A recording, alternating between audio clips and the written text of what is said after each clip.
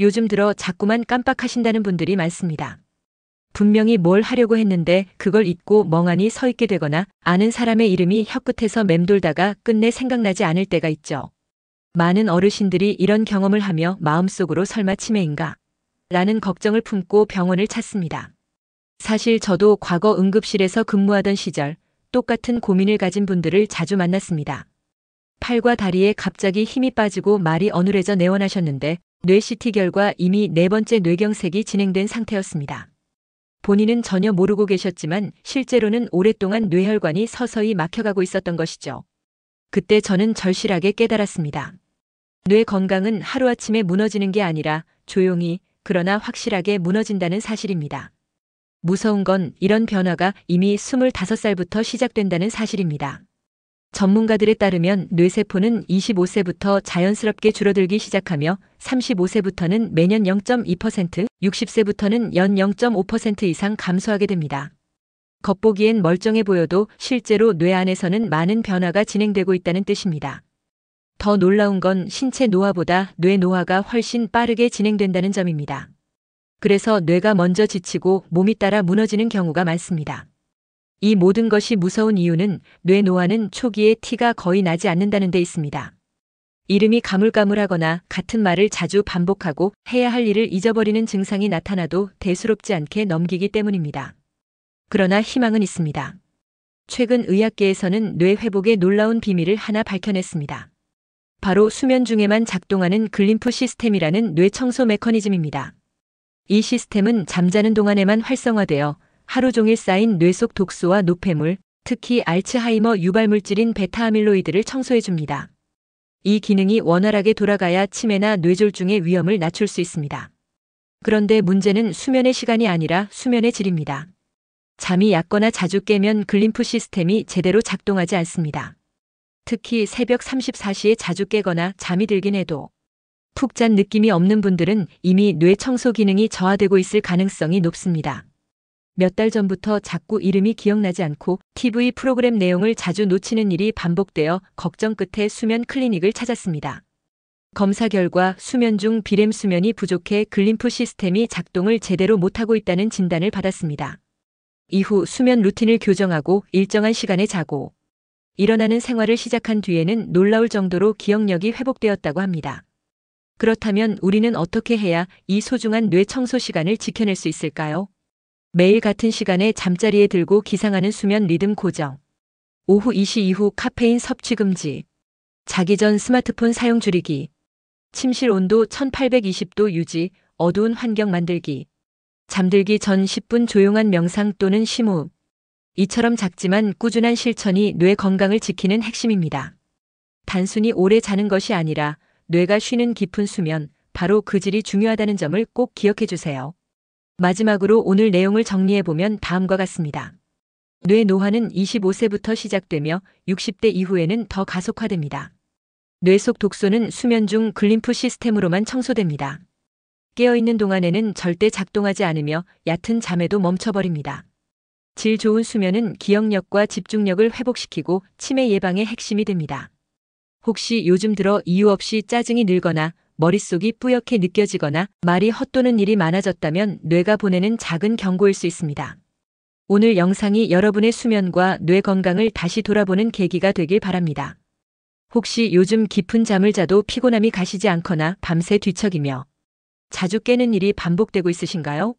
그냥 나이 들어서 그런 거겠거니 하고 넘기기 쉬운 이런 증상들이 사실은 뇌 건강에 적신호일 수 있습니다. 특히 60세 이상 어르신의 절반 가까이가 수면 문제를 겪고 있다는 사실 알고 계셨나요? 몇 달 전부터 이름이 잘 떠오르지 않고 TV 프로그램 내용을 자주 놓치는 일이 반복돼 병원을 찾았습니다. 평소 잠을 잘 못 주무신다는 말씀을 들은 의사는 뇌 MRI 검사를 권했고 놀랍게도 미세한 뇌 위축과 베타 아밀로이드 축적이 발견되었습니다. 하지만 다행히도 뇌는 관리만 잘하면 기능을 회복할 수 있는 장기입니다. 실제로 이정수 씨는 이후 수면 환경을 바꾸고 일상을 조금씩 조정한 결과 기억력과 컨디션이 훨씬 나아졌다고 말합니다. 많은 분들이 잠은 그냥 쉬는 시간 정도로 생각하시지만 뇌 건강에서는 전혀 그렇지 않습니다. 우리가 잠을 자는 동안 뇌에서는 특별한 청소 장치가 작동합니다. 바로 글림프 시스템이라는 구조인데요. 이 시스템은 낮 동안 쌓인 노폐물과 독성, 단백질을 제거해주는 역할을 합니다. 특히 치매를 유발하는 베타 아밀로이드라는 물질을 밤에 잠든 동안 씻어내지 못하면 그 찌꺼기가 뇌에 쌓이며 서서히 알츠하이머로 이어질 수 있습니다. 문제는 나이가 들수록 이 시스템의 작동 효율이 급격히 떨어진다는 점입니다. 그리고 이 변화는 우리가 인식하기도 전에 조용히 시작됩니다. 대전 유성구에 사는 68세 최명희 할머니도 전엔 그냥 새벽에 일찍 눈이 떠지면 나이 탓이라 여겼는데 그게 뇌청소 기능이 멈췄다는 걸 알게 되고 나선 잠의 중요성을 다시 보게 됐다고 이야기했습니다. 그렇다면 수면의 질을 회복하고 뇌를 청소하기 위해서는 어떻게 해야 할까요? 첫째, 멜라토닌 분비를 돕는 생활 습관이 중요합니다. 멜라토닌은 수면을 유도하는 호르몬인데 60세 이후부터는 그 분비량이 급격히 줄어들기 때문에 어두운 환경, 스마트폰과 TV 화면 줄이기, 저녁에는 조명을 낮추는 것이 효과적입니다. 둘째, 매일 같은 시간에 자고 일어나는 루틴을 만들어야 합니다. 수면 리듬이 깨지면 아무리 오래 자도 깊은 잠을 자기 어렵습니다. 셋째, 저녁 식사는 최소 3시간 전에 마무리하세요. 위가 바쁘면 뇌가 제대로 쉴 수 없습니다. 넷째, 침실 온도는 1820도 사이로 유지하고 가능한 한 암흑 상태를 만들어야 뇌 청소 시스템이 최대한 활발히 작동합니다. 이런 기본적인 습관만으로도 뇌의 독소를 줄이고 기억력과 집중력을 되살릴 수 있습니다. 그리고 이제 우리가 꼭 주목해야 할 또 하나의 요소는 바로 사회활동입니다. 코로나 이후로 외출을 거의 하지 않고 사람들과의 접촉을 줄이면서 우울감이 심해졌고 동시에 기억력과 인지 기능에도 큰 변화가 생겼다고 고백했습니다. 의사들은 이렇게 말합니다. 사회적 고립은 뇌 기능을 빠르게 떨어뜨리는 위험 요인 중 하나입니다. 뇌는 사람과의 연결을 통해 끊임없이 자극받고 활성화됩니다. 혼자 있는 시간이 늘어날수록 뇌는 그 자극을 잃고 기억력, 집중력, 언어 능력 등 다양한 기능이 약화됩니다. 매일 가까운 동네 주민센터나 경로당, 복지관에서 열리는 프로그램에 참석하거나 산책 중 이웃과 인사 나누는 것만으로도 충분한 자극이 됩니다. 그리고 무엇보다 절대 놓쳐서는 안 될 한 가지가 있습니다. 바로 건강을 해치는 식습관과 생활 방식입니다. 치매 위험을 높이는 3대 독성 음식 정제 탄수화물, 과도한 포화지방, 가공육, 뇌세포를 죽이는 대표 요인 흡연과 만성 스트레스, 뇌혈류를 떨어뜨리는 습관 장시간 앉아있기, TV만 오래 보기. 결국 뇌 건강은 하루아침에 무너지는 것이 아니라 수면 부족, 고립된 생활, 잘못된 식습관이라는 세 가지 요소가 서서히 쌓이면서 붕괴되는 것입니다. 혼자 있는 시간이 길어질수록 기억력이 흐릿해지고 머릿속이 텅 빈 듯한 느낌을 받으신 적 있으신가요? 최근 연구에 따르면 사회적 고립 상태에 있는 65세 이상 노인분들의 치매 발병률이 일반인보다 무려 50% 이상 높다는 충격적인 결과가 나왔습니다. 코로나 이후 외출을 줄이고 사람들과 연락도 뜸해졌습니다. 어느 날 손녀의 이름이 바로 떠오르지 않는 자신을 보며 심각성을 느꼈고 병원을 찾았습니다. 뇌 영상 검사 결과 언어 및 판단력과 연관된 뇌 부위가 위축되어 있었던 것입니다. 의사는 이렇게 말했습니다. 외로움은 뇌를 조용히 갉아먹는 독입니다. 그런데 반대의 사례도 있습니다. 충남 아산의 73세 박정규 어르신은 동네 작은 글쓰기 모임에 꾸준히 참여해 오셨고 최근 뇌 정밀 검진에서 해마 부위의 건강도가 또래보다 훨씬 뛰어나다는 평가를 받았습니다. 이러한 차이는 과학적으로 설명됩니다. 사람과 대화하거나 상호작용하는 순간 뇌의 여러 부위가 동시에 자극됩니다. 말의 뜻을 이해하는 청각 언어 영역, 감정을 조절하는 전두엽, 적절한 반응을 생각하는 해마 등이 모두 활동하면서 뇌세포 간의 연결이 강화되는 것입니다. 반대로 외부 자극이 줄어들면 뇌는 이 기능은 안 쓰이니까 접자하고 서서히 기능을 포기하기 시작합니다. 이제 질문 드립니다. 어떤 사회 활동이 실제 뇌 건강에 도움이 될까요? 첫 번째는 주 2회 이상 정기적인 모임 참여입니다. 동호회, 경로당 프로그램, 작은 봉사 모임도 좋습니다. 중요한 건 누군가와 이야기를 주고받는 시간을 확보하는 것입니다. 두 번째는 새로운 것을 배우는 경험입니다. 스마트폰 기능 익히기, 사진 배우기, 사군자나 캘리그라피 같은 취미 활동도 뇌에 신선한 자극을 줍니다. 새로움은 뇌의 가소성을 높여줍니다. 세 번째는 세대 간 교류 늘리기입니다. 손자, 손녀와 함께 그림 그리기나 이야기를 나누는 시간은 언어 능력과 감정 조절 회로를 동시에 자극합니다. 네 번째는 지역 봉사활동 참여입니다. 남을 돕는 과정에서 세로토닌, 도파민 같은 행복 호르몬이 분비되고 우울감도 줄어듭니다. 마지막으로 중요한 건 억지로 하지 않는 것입니다. 억지로 참여하면 스트레스로 인해 오히려 뇌 피로가 가중될 수 있습니다. 즐거움을 느끼는 활동만 선택하세요. 그리고 지금부터 말씀드릴 근육과 뇌의 비밀은 많은 분들이 오해하고 있는 부분이기도 합니다. 운동은 무릎만 아프게 하는 짐이야라며 운동을 꺼려했지만 어느 날 계단을 오르다 중심을 잃고 크게 넘어졌고 이후 인지 기능도 급격히 저하되었습니다. 반대로 일주일에 3번씩 가벼운 근력 운동을 하며 뇌 MRI상 해마 크기가 유지되고 있다는 평가를 받았습니다. 이유는 명확합니다. 근육은 뇌와 24시간 교류하는 신호기관이기 때문입니다. 근육이 움직일 때마다 뇌는 아직 활동 중인 젊은 신체로 인식하고 해당 신체 부위로 혈류를 더 보내며 뇌 기능을 유지하려 합니다. 하지만 활동이 줄어들면 뇌는 해당 부위를 더 이상 필요 없는 곳으로 간주하고 점점 기능을 줄여나갑니다. 그렇다면 어떤 운동이 효과적일까요? 계단 오르기 하루 2층만 엘리베이터 대신 걸으세요. 하체 근력을 자극하고 뇌 혈류도 좋아집니다. 벽 밀기 팔을 벽에 대고 밀기 동작을 하루 3세트 반복하면 어깨와 가슴 근육을 안전하게 활성화시킬 수 있습니다. 의자 일어나기 손을 쓰지 않고 앉았다 일어서는 동작을 10회씩 반복해 주세요.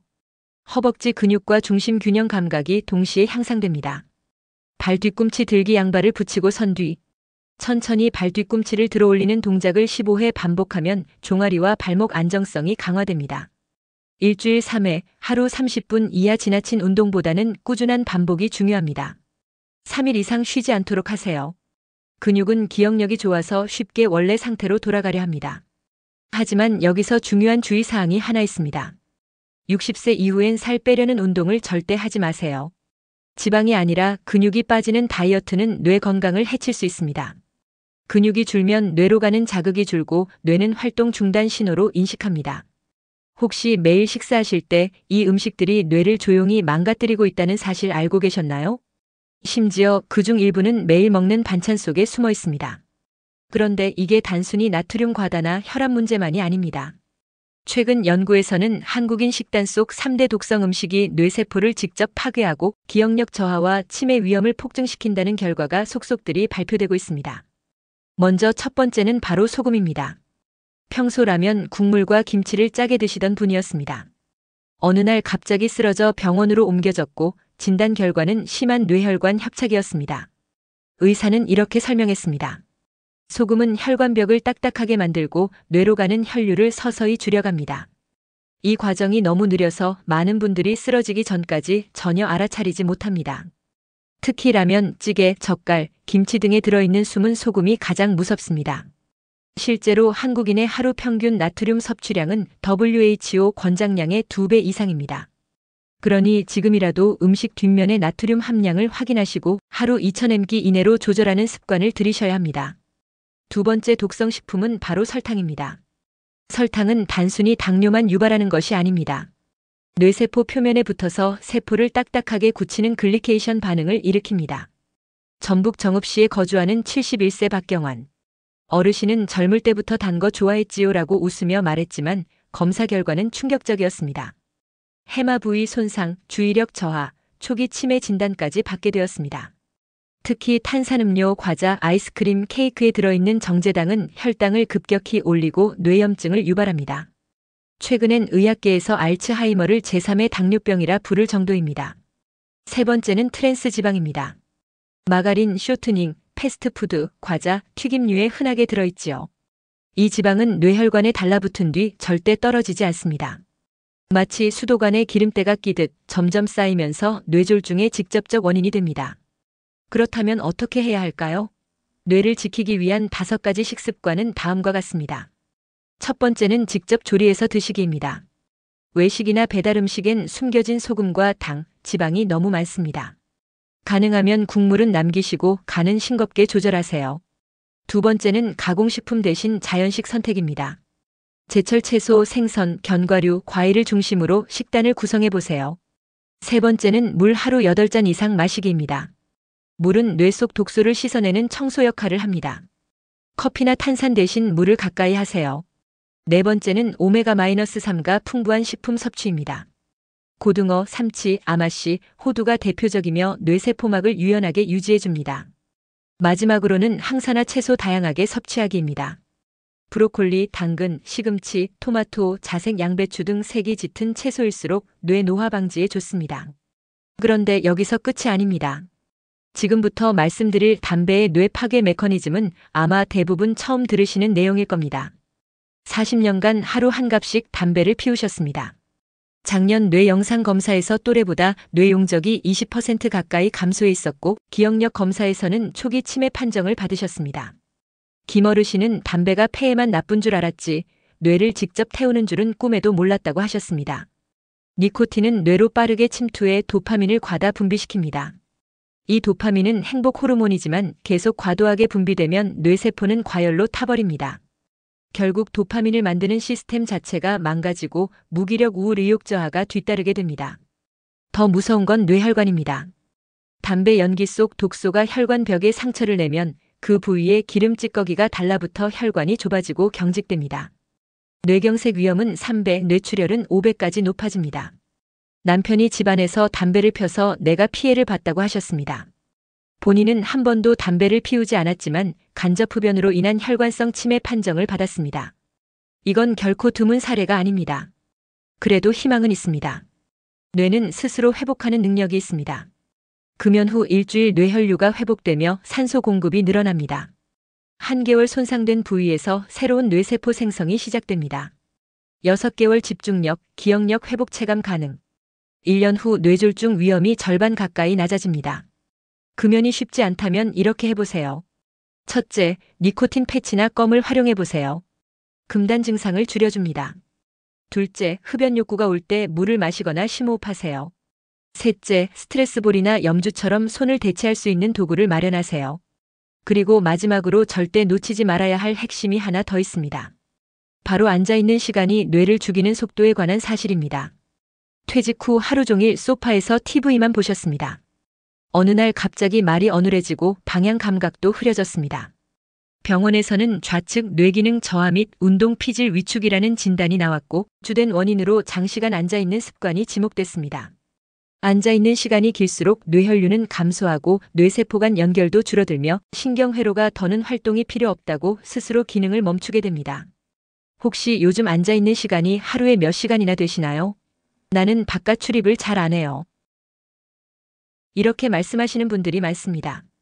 그런데 바로 그 생활 습관이 뇌 건강을 서서히 파괴하고 있다는 사실 알고 계셨나요? 2년 전 갑자기 가족 이름이 헷갈리고 동네 슈퍼에서 길을 잃고 돌아오지 못한 일이 있었습니다. 검사 결과는 충격적이었습니다. 뇌로 흐르는 혈류량이 정상인의 60%에 불과했던 것입니다.